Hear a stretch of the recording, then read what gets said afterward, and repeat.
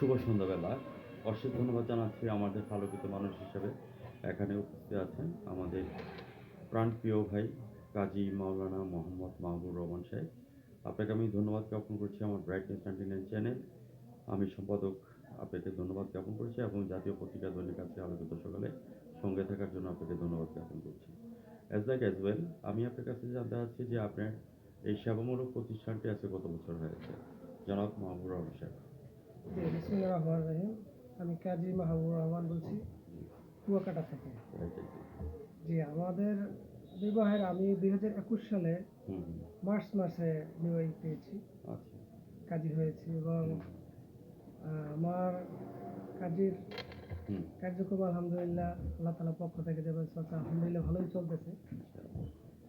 আপনাকে অশেষ ধন্যবাদ জ্ঞাপন করছি। 2000 সাল থেকে আপনি 21 সাল থেকে সততার সহিত আপনি কিন্তু সেবা দিয়ে যাচ্ছেন, সেজন্য আপনাকে ধন্যবাদ জ্ঞাপন করছি আবারও।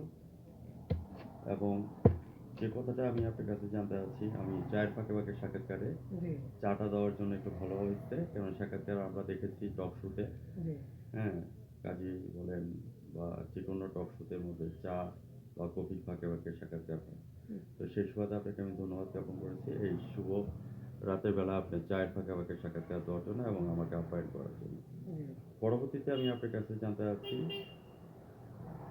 কাজী মাওলানা মোহাম্মদ মাহবুবুর রহমান সাহেব, আপনার কাছে আমার প্রশ্ন, ইসলামিক শরীয়ত মতে বিবাহ বন্ধন কীভাবে করা হয় এবং যদি তালাক দিতে হয় সেটা কীভাবে করতে হবে?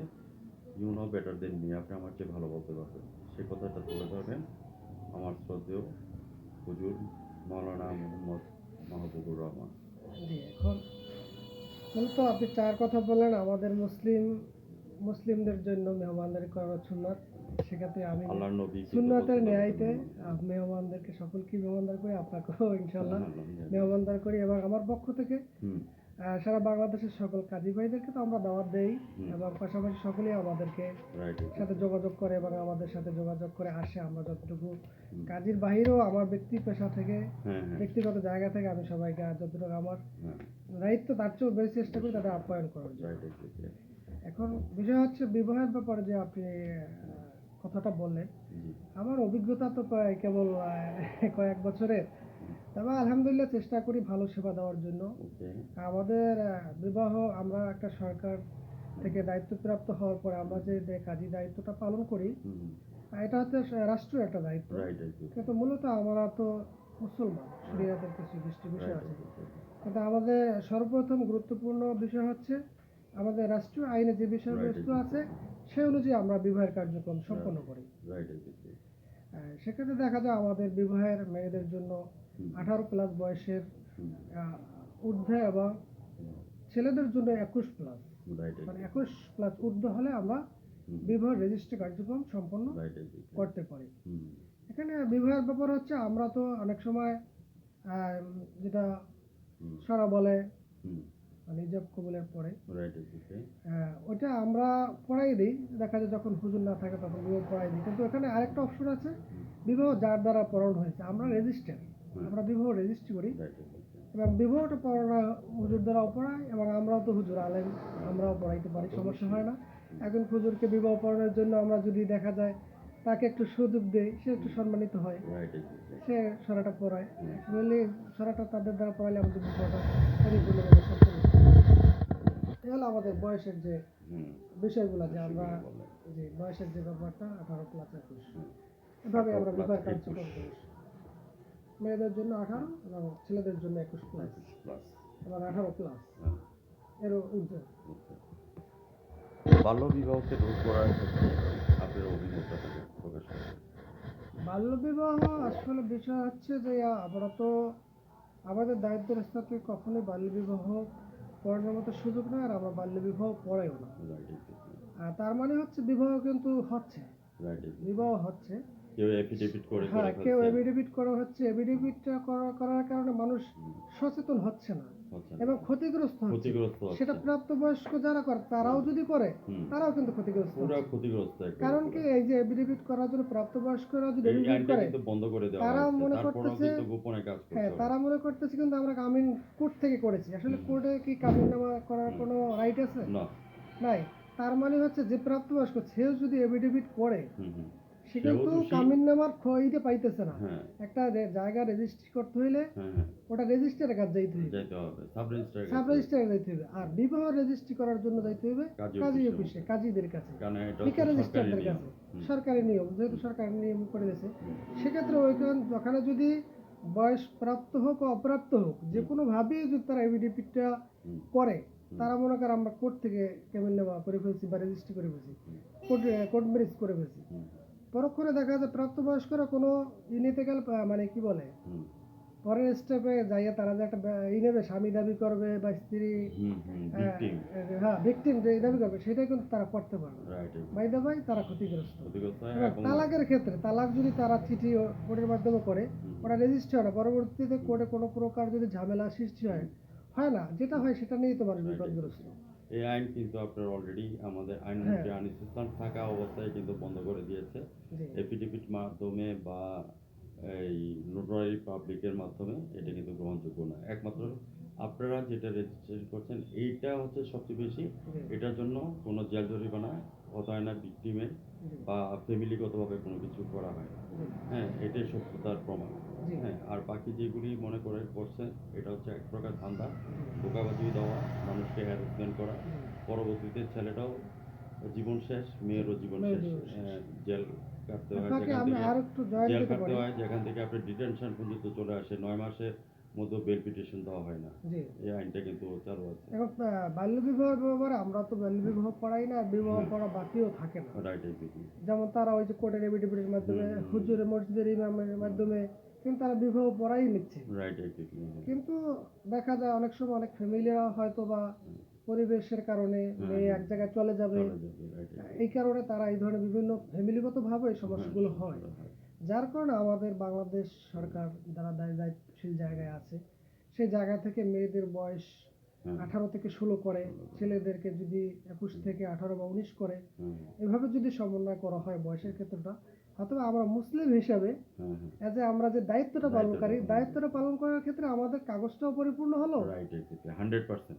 কাগজটাও পরিপূর্ণ হলো, এবং আমরা বিয়েটাও একবারে মানে বিয়েটা মানে শরীয়ত মোতাবেক শরীয়ত মোতাবেক হলো, হলো। তাহলে তার ক্ষতিগ্রস্ত কেউ হলে না, ক্ষতিগ্রস্ত আমরা হবে না। দায়িত্বের স্থান দায়িত্ব পালন করলাম। কারণ এরপরে দেখা যায় কিন্তু মেয়েদের কিন্তু 14 বছর আমরা মাঝে মাঝে এগুলো হ্যাঁ। আমরা পরবর্তীতে শুনি যে অমুক হ্যাঁ। জায়গায় এফিডেভিট করে যাইয়া হুম, 14 বছর মেয়েদেরকে বিবাহ দিয়ে দিয়েছে, বা হুম। এগুলো ফিরে আনাই অত সহজ হয়ে যাবে যদি বয়সের ব্যাপারটা আবার কিছু একটু দুষ্ট কি করা কাজীও যায়। আছে, তারাও কিন্তু এই কাজটা করে। কিছু দুষ্ট কাজী আছে। এগুলা আমরা তো আমাদের অত্র এলাকায় এগুলো নাই, হ্যাঁ, আমাদের এলাকায় মানে আমার মোটামুটি দীর্ঘদিনের ভালো এক্সপিরিয়েন্সের মধ্যে একটা সচেতন কথা আছে আছে, ব্যাপারে, যেমন যে আমরা ব্যাপারে। ইউনো স্যারদের সাথে যখন আলাপ আলোচনা করি, জি আমাদের আইন শৃঙ্খলা মিটিং এর মধ্যে বা এসিল্যান্ডের সাথে, জি তখন কিন্তু ওই জিনিসটা বের হয়ে আসে। জি তো যাই হোক, আপনার একটা স্বনামধর্ম সেবা প্রতিষ্ঠান, জি আপনার সম্পর্কে এই পর্যন্ত কোনো ক্লেম আসে নাই, আসবেও না। জি, ইনশাল্লাহ আমরা তো দায়িত্বের স্থান থেকে রাইট, আমাদের জেলা তরিকে আমাদের যে বংশীয় আলহামদুলিল্লাহ যে সুনাম দিনী সংগঠনের সাথে খেদমতের সাথে আছি, আর সেক্ষেত্রে আমরা তো সুনামের সহিত ইনশাল্লাহ দায়িত্ব পালন করে যাব ইনশাল্লাহ, এটাই আমাদের চাও, আল্লাহ যেন সম্মানের সহিত রাখে। পরবর্তীতে আমি আপনার কাছে জানতে চাচ্ছিলেন, আপনি বলতে চাচ্ছিলেন আপনি সভাপতি হিসাবে আছেন কোথায়, কি অবস্থায় এই জিনিসটা চলছে? আমি সভাপতি হিসাবে আমি কাজী সমিতির, বর্তমান যে কাজী সমিতির কমিটি আছে, হুম, কেন্দ্রীয় কমিটির আমি অর্থ সহ বিষয়ক সম্পাদক। কোষাধ্যক্ষ। জি, সহ সম্পাদক কাজী সমিতি। আর তো ইসলামী সংগঠন যেটা আমাদের কুয়াকাটা, আমাদের দিনী সংগঠন আছে, হুম, এটা কুয়াকাটা পৌরসভার আমি সভাপতি দায়িত্বে আছি। বিশাল ব্যাপার, প্রেসিডেন্ট, পৌরসভা। আপনাকে অশেষ ধন্যবাদ জ্ঞাপন করছি, আমরা প্রেসিডেন্ট হিসাবে আপনাকে পেয়েছি। চলুন আমরা সবাই মিলে লাল সবুজের পতাকা নিয়ে আমরা সামনের দিকে এগিয়ে যাই। কি দেখার কথা কি দেখছি, কি শোনার কথা কি শুনছি। 30 বছর পরও আমরা স্বাধীনতা পেয়েছি। এখন কিন্তু এমডিজি গোল ডান হয়েছে, এখন আমরা এসডিজি গোলের মধ্যে আছি, সাস্টেনেবল ডেভেলপমেন্ট গোল।